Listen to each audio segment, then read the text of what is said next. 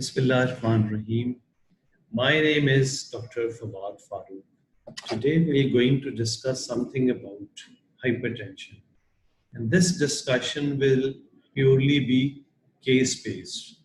So what I am presenting in front of you, a simple hypertensive patient who's found for the first time having increased blood pressure.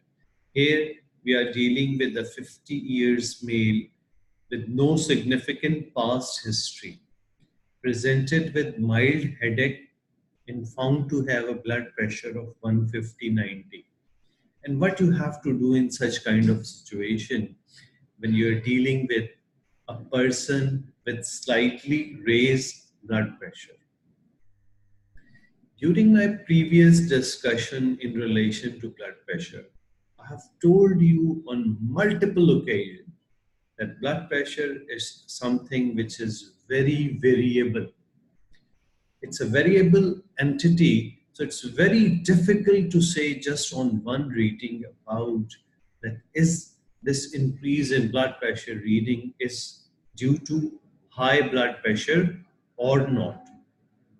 So whenever we see a patient with high blood pressure, what is important is to really know about assessment objective, what you need to assess in such kind of patient.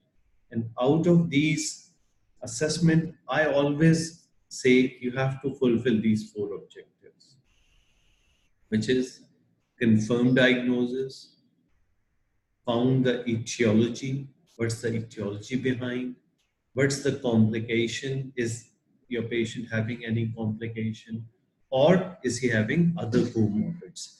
And if you found on my YouTube channel, you'll found a very comprehensive assessment or an approach towards a hypertensive patient. Today, we'll discuss these four objectives in relation to a case which I have presented right now in front of you. So what I'm going to do and give you an answer of after assessing the patient comprehensively in according to these four headings, which is confirmed diagnosis, etiology, complication, and other comorbids. Then you got the answer. Confirmed diagnosis means you have to go through, see multiple readings, follow-ups, and the previous readings as well to know the status of a baseline blood pressure, etiology, look for things, is it an essential hypertension or secondary hypertension? Assess in your patient, is there any complications, or look for other comorbids in terms. And these all things should be assessed by history, examination, and investigations as well. Let's see in this case, assessment revealed occasional increase in blood pressure for last 2 years without significant symptoms and normal examination. FBS of 110 milligram, cholesterol 202, and LDL 135 with normal rest of the investigations. Now, what you're looking in this patient, you can clearly see that what is there, that your patient has increased blood pressure history for last 2 years and is having mild dyslipidemia as well. On both of these situations, you have to assess your patient in a way that is. So in this patient, what we are seeing, there is a background history of increased blood pressure, but dyslipidemia is just a mild level of dyslipidemia. And this is a different topic. You need to know at what levels of which patient you need to give treatment.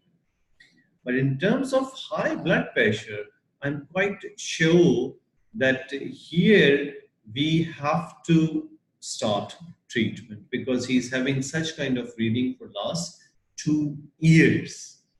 But even then, if you're not convinced about his previous recordings, what you can do, you can still go and let's see next 6 weeks or 12 weeks follow-up of his blood pressure, advise him conservative measures, strict conservative measures, salt reduction, exercise, weight reduction, quit smoking. And if these all things bring his blood pressure below 140/90 average, you can still keep him on conservative measures. But let's see, in such situation, if you have, let's see, it's according to the latest guidelines. Now, these are the categories of blood pressures. Let's see if your patient is having normal blood pressure, which is according to ACCHA guideline, is less than 120/80. Promote lifestyle changes and reassess after 1 year. So that this blood pressure level is very important. That what is the baseline blood pressure of your patient? So if you found after monitoring that your patient's baseline blood pressures are less than 120/80, okay, go ahead and promote lifestyle changes. If your patient's blood pressures are in 120 to 120 systolic, 129 systolic, and less than 80 diastolic, this is a category of elevated blood pressure. It's not normal. Let's see. The normal is less than 120/80. Then non-pharmacological therapy and reassess after 3 to 6 months. So bit of difference than a person who's completely normal. Then you have stage 1 hypertension, which is 130 to 139 systolic and 80 to 89 diastolic. This is something new. You have to assess clinical atherosclerotic cardiovascular risk in such kind of patient where blood pressure is in stage 1. And if your patient risk is greater than or equal to 10%, then non-pharmacological therapy. If less than a non-pharmacological therapy, it's greater than 10%, then blood pressure lowering medication. And stage 2 hypertension, which the patient of ours, because his blood pressure was 150/90 and he's having such kind of rating for the last 2 years.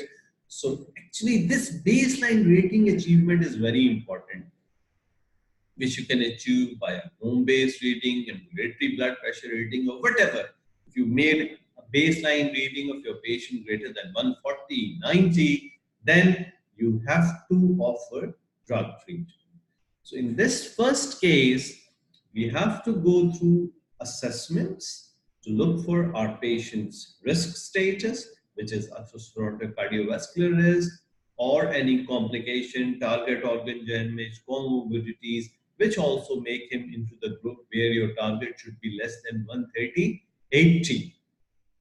So I hope this short video will help you in assessing that how to go about in a newly hypertensive or new patient with increased blood pressure. You have to assess and achieve his baseline pressure, assess his risk status, and then decide what to do at the end. Thank you very much.